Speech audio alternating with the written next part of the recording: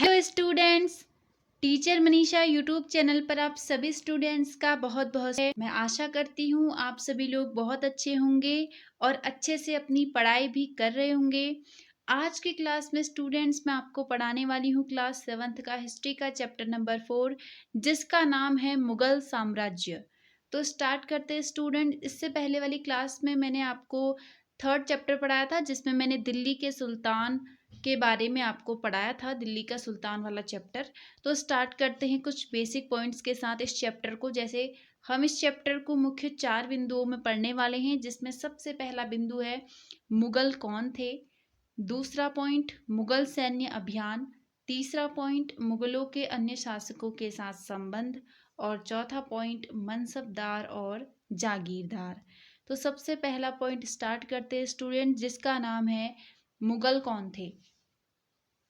Students, Mughal दो महान शासक वंशों के वंशज थे। माता की ओर से वे मंगोल शासक चंगेज खान, जिन्होंने चीन और मध्य एशिया के कुछ भागों पर राज किया, उसके उत्तराधिकारी थे। तो स्टूडेंट्स, मुगल माता की ओर से मात्र सत्तात्मक रूप में अगर हम देखें तो वे मंगोल शासक जो चंगेज खान था, बर्बर और क्रूर शासक भी माना जाता है, जिसने चीन और मध्य एशिया के कुछ भागों पर राज किया था, उसी के ही उत्तराधिकारी मुगल थे, ये माना जाता है।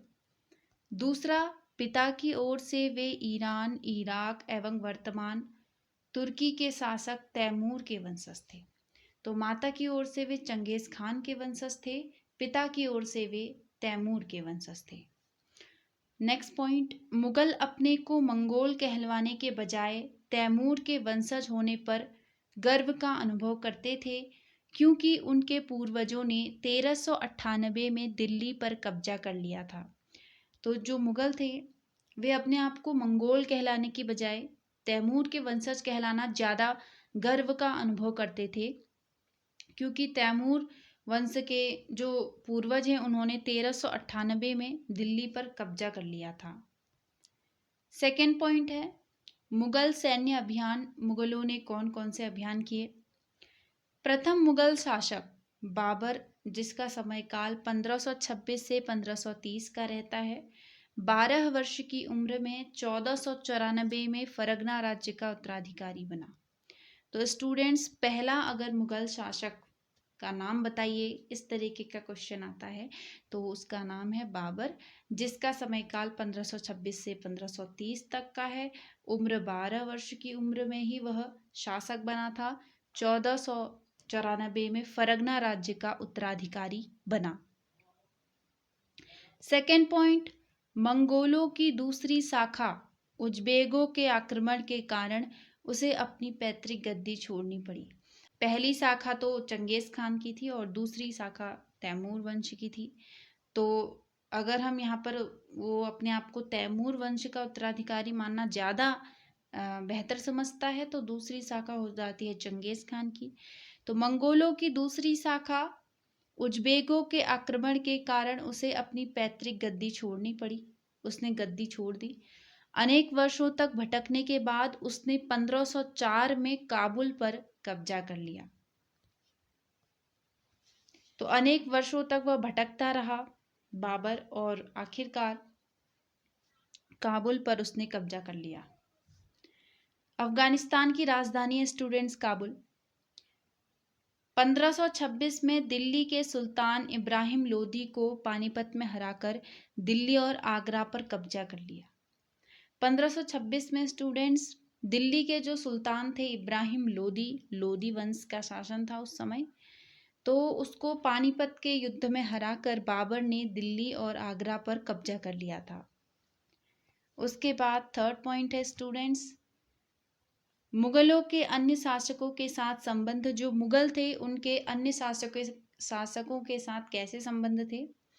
मुगलों के शक्तिशाली होने पर कई शासकों ने स्वेच्छा से उनकी सत्ता स्वीकार कर ली, जैसे राजपूत।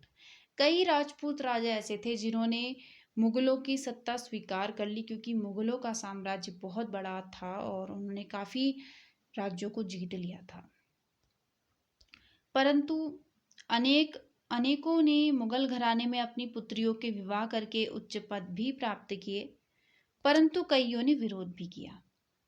तो कई सारे राजपूत राजाओं ने अपनी पुत्रियों का विवाह उनसे किया ताकि मुगलों से संबंध अच्छे हो सकें, उन्हें उनके पद वैसे ही रहे, उनके पद मुगल ना छीन पाए।